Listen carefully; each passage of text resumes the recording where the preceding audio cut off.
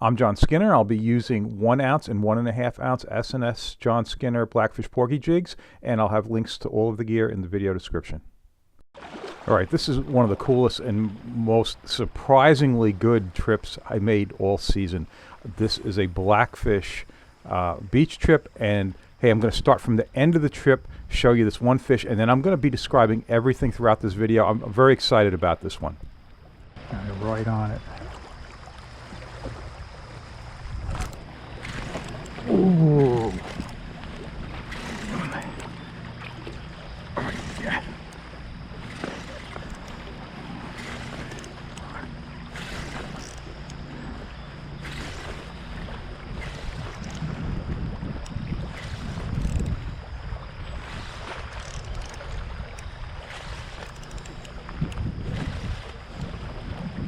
This feels like the biggest one I've had on today.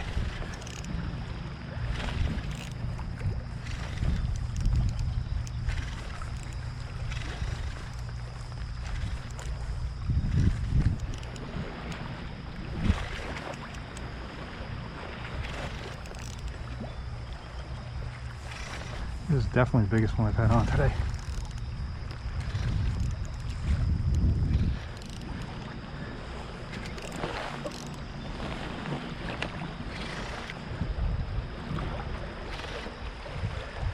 Oh, nice. All right. That would be a nice one in the boat. Let's take a picture of him. Okay, and this beauty went just a little bit over 6 pounds on my boga grip. Alright, so I'm releasing this fish, and I released all of the keepers, and part of the reason was I did not bring a cooler or ice because I had no idea whether I would get keepers. This was a complete test trip, did not know what to expect, was blown away by the results. Alright, so let's start from the beginning. Okay, let's get them going. Alright, 30 years ago I used to fish for blackfish off the beach, but not in this area, and certainly not with jigs. So this was something I wanted to try, and hey, look, you can't see any rocks. The rocks are there. I'm going to explain how I was able to situate myself to be near the rocks. This is actually the second cast I'm making of the morning. I've got a piece of green crab on the jig. It's a 1 ounce jig.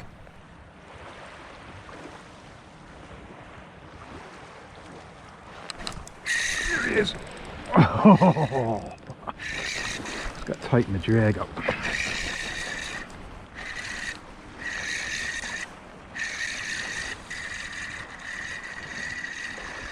And hydroplaning in on the surface of the water is the first blackfish of the day, and it turns out to be the smallest one of the day, but it was a start. Okay, it's a start, right species.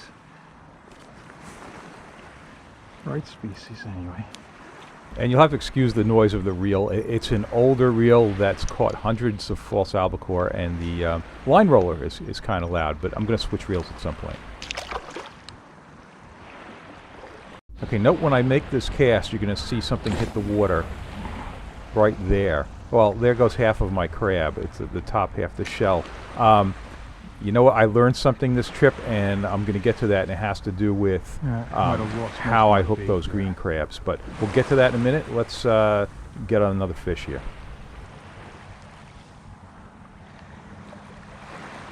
I didn't lose all of it, though. Yeah, there we go.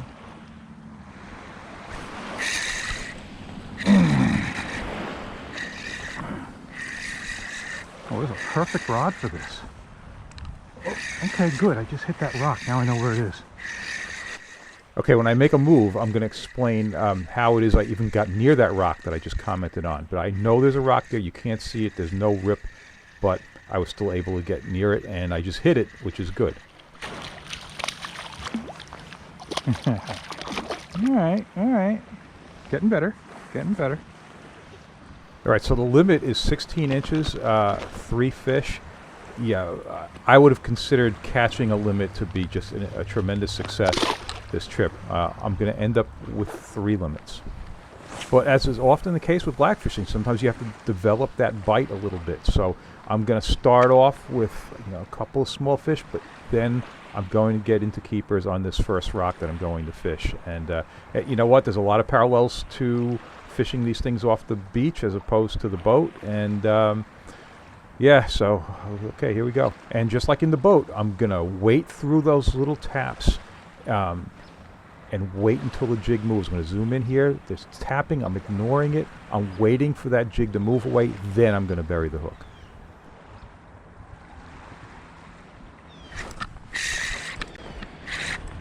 Oh, there's a better one.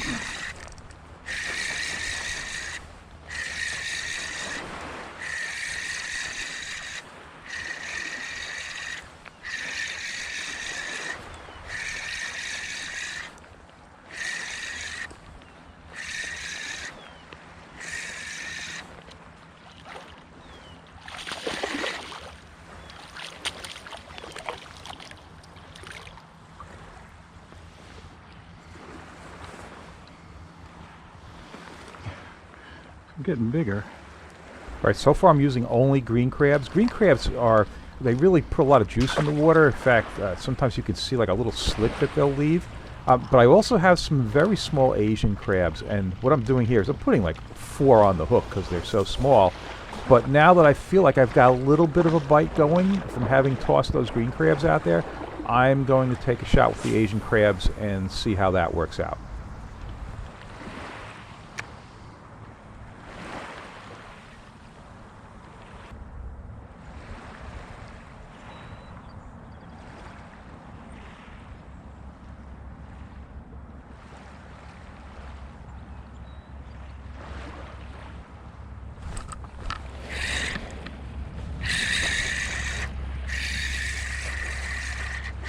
All right, as I said, I've got links to the gear in the video description. Let me at least tell you about the rod. It's a Tsunami Trophy 2 8.5 footer.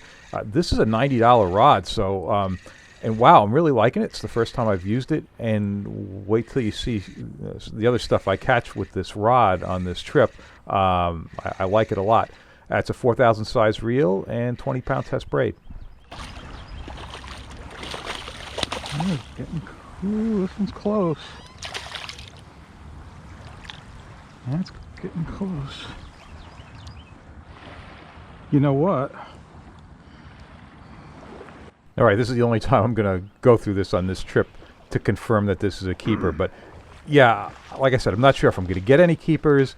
I at least want to know if I got one. I've got a mark on the rod, a 16-inch mark, and this is the easiest way for me to check it out and confirm that, in fact, I do have a keeper here.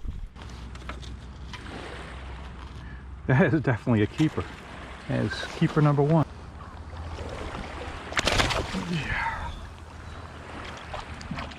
Okay, I don't want to give the impression that I'm hooking up on every cast. I'm losing bait on some casts, especially with the green crab. I'm going to fix that on this trip. I'm going to change the way I'm hooking these things, and I'll show you that. I'm also editing out a couple of shorts, but let's watch the tip.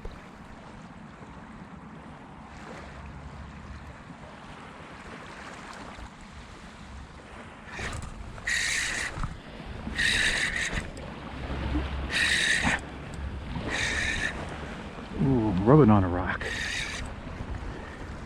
That's blackfishing though.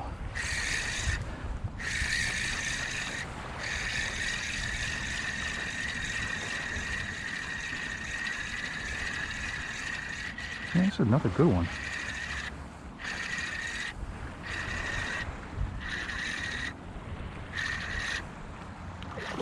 Ah. Oh, I think that's going to be another keeper.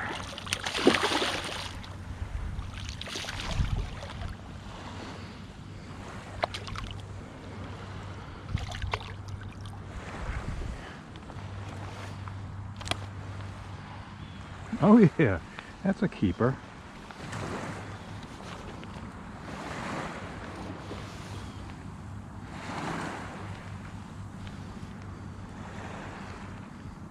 Yeah, that's 2 out of 7.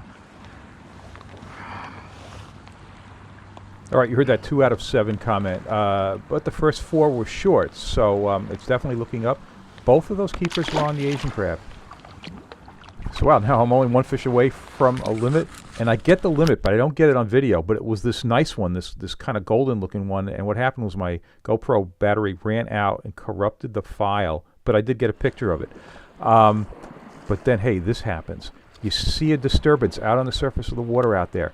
False albacore popped up. I switched some gear around, put a different reel on this rod because the line was older on that other reel, and here comes the first cast of the Albies. Deadly Dick number 2. Whoa, first cast.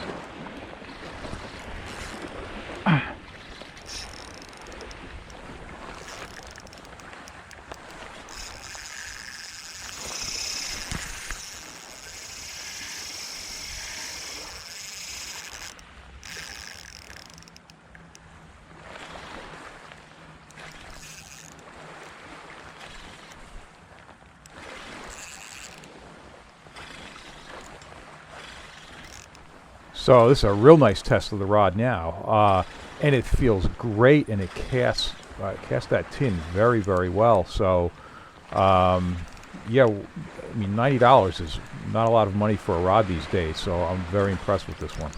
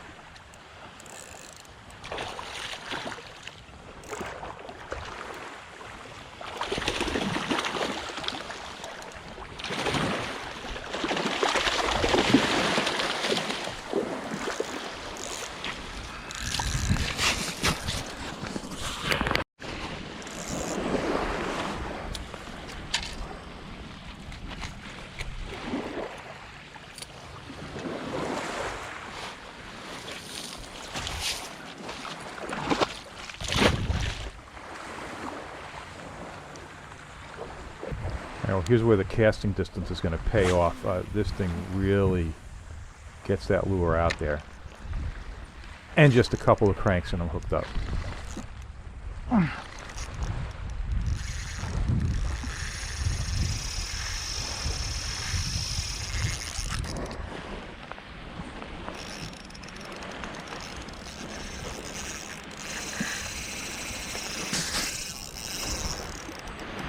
Okay, I managed to control myself and not turn this into an Albie trip. I beat the second one.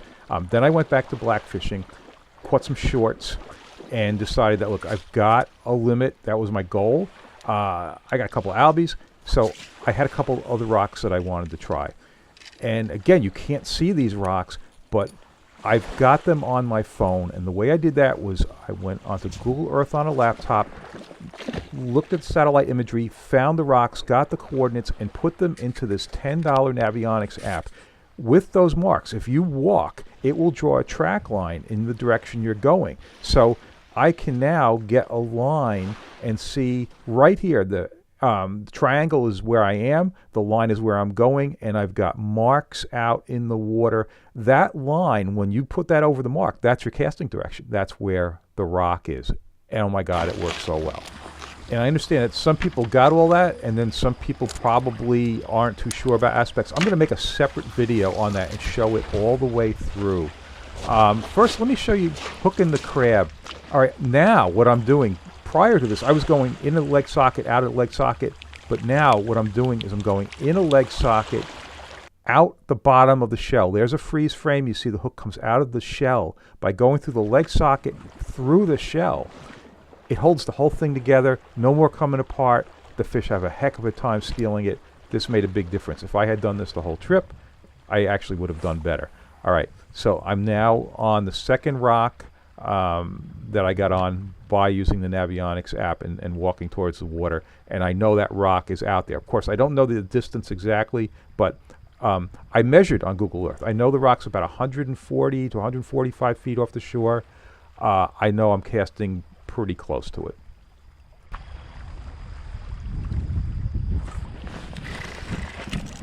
Ooh. Maybe this is an okay spot.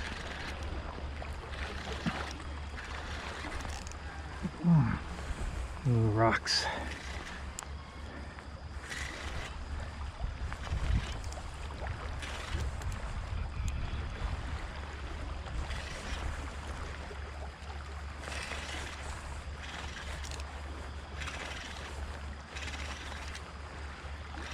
Feels like a keeper.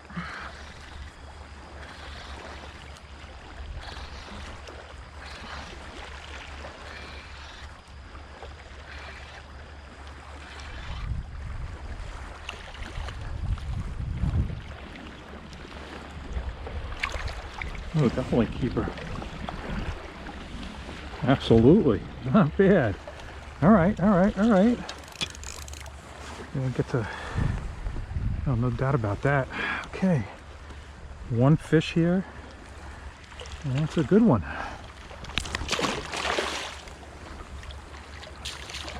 Okay, gonna stay on this for a bit.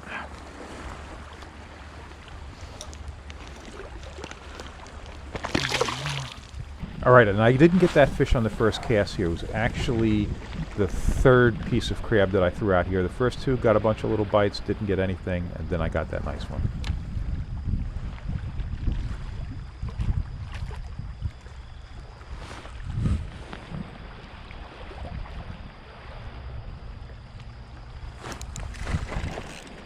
Ooh. This could be our good spot. So I'm happy about being hooked up again because I was really kind of reluctant to move away from that first rock. Looking back on the trip, I actually should have moved off it earlier. What's kind of blown me away about this is I just randomly picked an area with some rocks. There are rocks all over the place, all along in many places in the Northeast. And, you know, I'm sure that there are probably hundreds, if not thousands, of places that would hold fish like this. Yeah. All right, this one's a black sea bass. Nice one. Not what I wanted.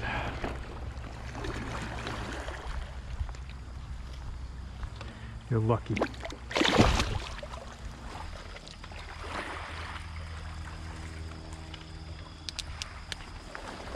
Okay, another look at the hook through the leg socket, out the bottom of the shell. So I'm wearing those felt bottom boot foot frog tog breathable waders again. I just really like the felt in this kind of environment. The jacket's also a frog togs, and boy, it is really comfortable. So far, I'm liking the stuff. I've been using it for about 3 or 4 months now. All good so far.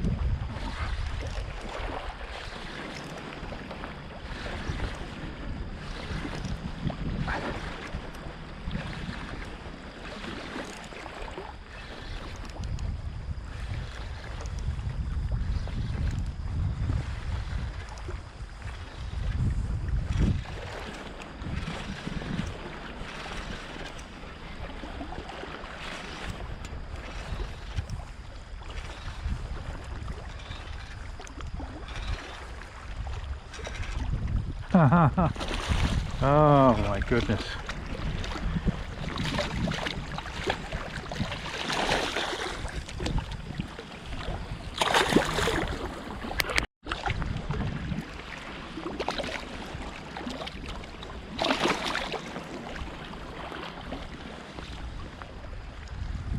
Okay.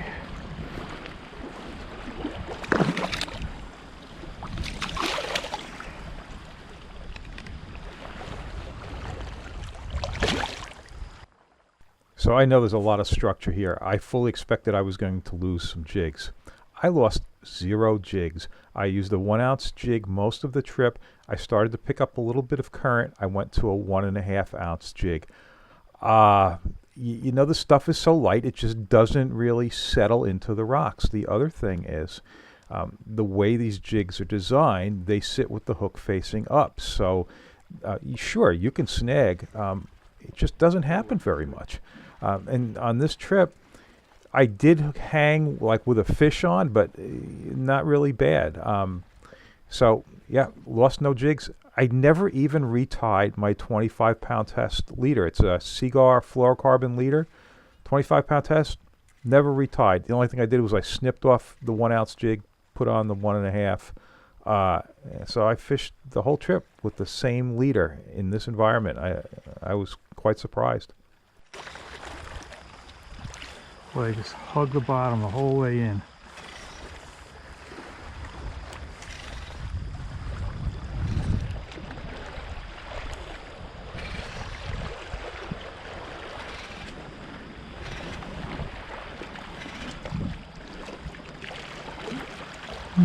Another keeper. Yep.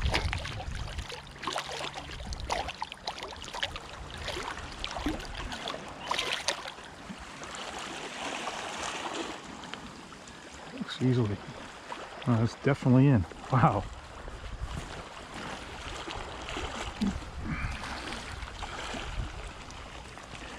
Keeper number 5.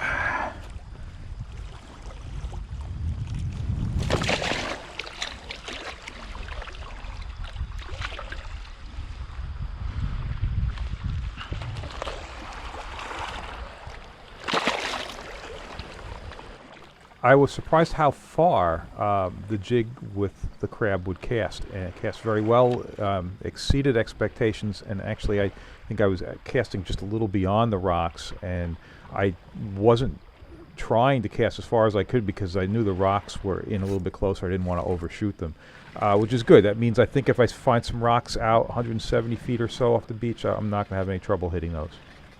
Right, here's my one real snag of the trip. Alright, it's going to give some slack, jiggle it around, just let the fish swim a little bit. And it's going to come out. And I mentioned using the Cigar fluorocarbon. It's the Cigar Blue Label. They make so many different kinds now, but it's the Blue Label, and clearly it's quite abrasion resistant.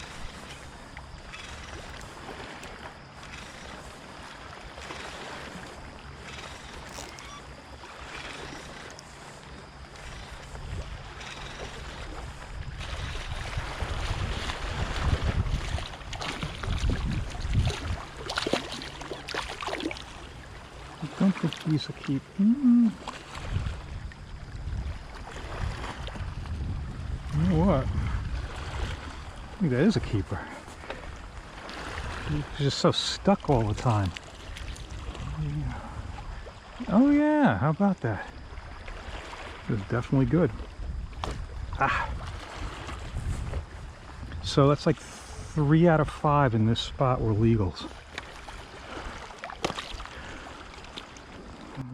All right, so I had another rock about 100 feet to my left, Mark, and because the current started moving, I was able to detect a slight rip. So since I knew exactly where the rock was, I decided to go ahead and make that move. I think also because I got 3 out of 5 keepers after I moved to the second rock, I was a little more willing to make this other move, especially since I knew where the rock was, and this is going to work out. And so what's the final score of this trip ends up being that I fished 3 rocks. All 3 rocks, each one produced 3 keepers, so 9 keepers in total, and the total number of blackfish was 27, so it was exactly 1/3 of the fish were legal, so it was 9 out of 27. Just completely beyond what I would have hoped for.